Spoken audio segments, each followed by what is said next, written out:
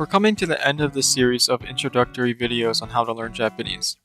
Before we finish it off, I want to talk about what resources are useful and which resources I would not recommend. Let's start with textbooks. I highly do not recommend textbooks, as I would say that they are boring and they will take up a lot of your time, while you should be immersing. Furthermore, textbooks are the result of people trying to make Japanese grammar fit under English grammar, so that it makes sense to the learner. Because of this, many grammatical patterns in the Japanese language become confusing or don't make sense to learners of Japanese.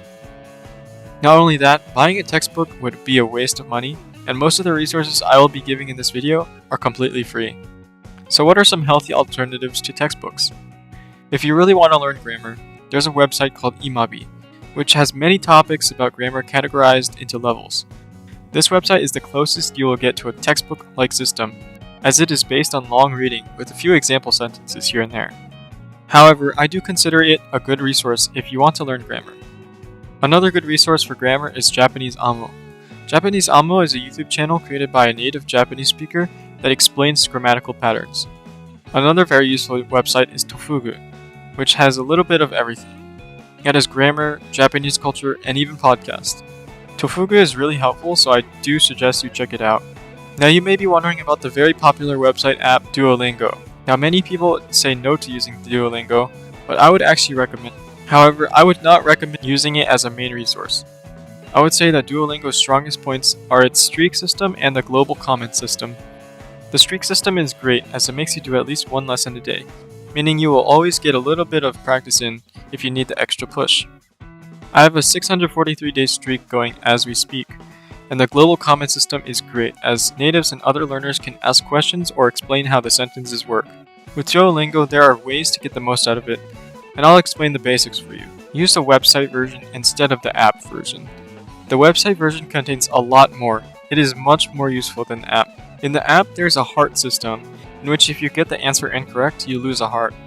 You only have 5 hearts, so if you make 5 mistakes in a lesson, you have to quit the lesson or buy 5 more hearts. This isn't good for learning, and it doesn't encourage mistakes. The website version does not have the system, which is good. Another thing about the website version is it has more tips, which explains grammatical patterns about the things you are going to learn. And lastly, to get the most out of Duolingo, I would suggest you type your answers instead of clicking on the boxes. There's a little button on the bottom of the screen when you answer that lets you change the way you answer the question. Typing in the answer makes you think more actively and allows you to create your own sentences. Usually when you're crown level 1 or 2 in a certain skill, you cannot change the way you answer your questions on the app, but you can do it on the website version. Overall, don't use Duolingo as a main resource, and instead use it for practice and maybe spend 10 to 15 minutes a day on it maximum.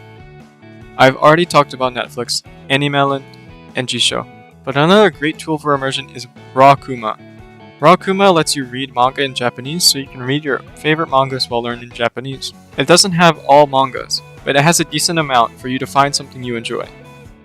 Lastly, there are some good pre-made Anki decks out there that are useful, so I'll link those in the description as well. Good luck!